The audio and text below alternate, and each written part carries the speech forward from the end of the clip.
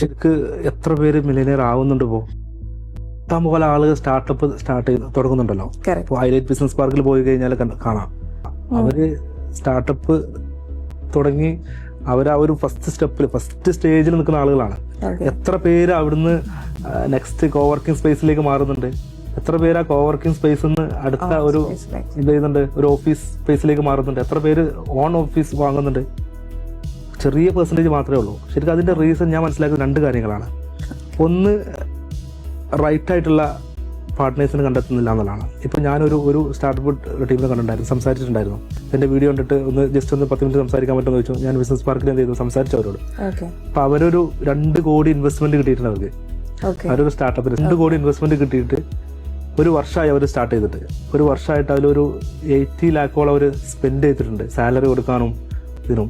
പക്ഷെ ഒരു സെയിൽസ് നല്ല രീതിയിൽ വന്നു തുടങ്ങിയിട്ടില്ല. അപ്പൊ ഞാൻ അവരോട് ചോദിച്ചു, എന്തുകൊണ്ടാണ് ഇപ്പൊ നിങ്ങൾ ഇത് റിസ്കിലേക്കല്ല പോകുന്നത്? 1 കോടിന്റെ അടുത്ത് നിങ്ങൾ സ്പെൻഡ് ചെയ്തു, ഇനി 1 കോടി കൂടി ഇതേ ഉള്ളൂ, ബാക്കിയുള്ളൂ. അപ്പൊ എന്തുകൊണ്ടാണ് നിങ്ങൾ ഇത്രയും കാലത്ത് പോയതെന്ന് ചോദിച്ച സമയത്ത് അവർക്ക് ഉത്തരമില്ല.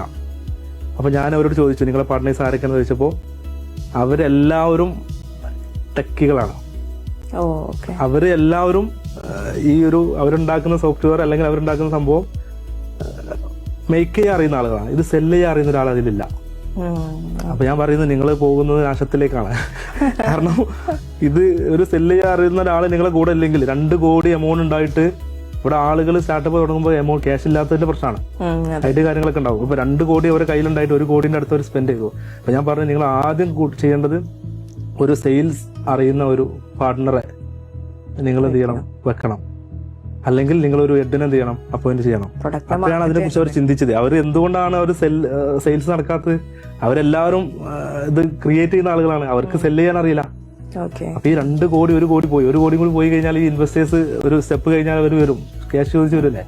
അപ്പൊ ഞാനൊരു സെയിൽസ് അറിയുന്ന ആളെങ്കിൽ എന്റെ കൂടെ സെയിൽസ് അറിയുന്ന ആളല്ല വേണ്ടത്, ഒരു ഇത് ക്രിയേറ്റ് ചെയ്യാൻ പറ്റുന്ന ഒരാളാണ്. അപ്പൊ ഞങ്ങൾ 2 പേര് കൂടുമ്പോഴേ നെക്സ്റ്റ് സ്റ്റെപ്പിലേക്ക് പോവുള്ളൂ.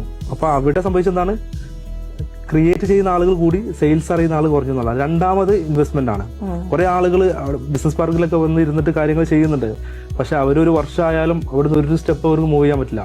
ഇൻവെസ്റ്റ്മെന്റ് ക്യാഷ് ഒന്നും വേണ്ട, ഐഡിയ ഉണ്ടെങ്കിൽ ബിസിനസ് ചെയ്യാൻ പറ്റുന്നുള്ളത് ഒരിക്കലും അല്ല.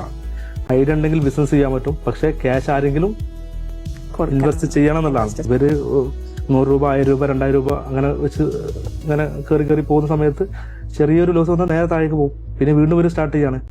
അപ്പൊ ഒരു 10 ലാക്കോ 25 ലാക്കോ ഇൻവെസ്റ്റ് ചെയ്താൽ മാത്രമേ ഇത് മുന്നോട്ട് പോകുള്ളൂ എന്നുള്ളത് അവർക്ക് ആർക്കും പറഞ്ഞു കൊടുക്കാനില്ല, അവർക്കത് അറിയില്ല. അതാണ് ഈ 2 റീസൺ ആണ്. ഒന്നെങ്കിൽ മണി, അല്ലെങ്കിൽ റൈറ്റ് പാർട്ട്നേഴ്സ് അവർ കൂടുന്നില്ല എന്നുള്ളതാണ്.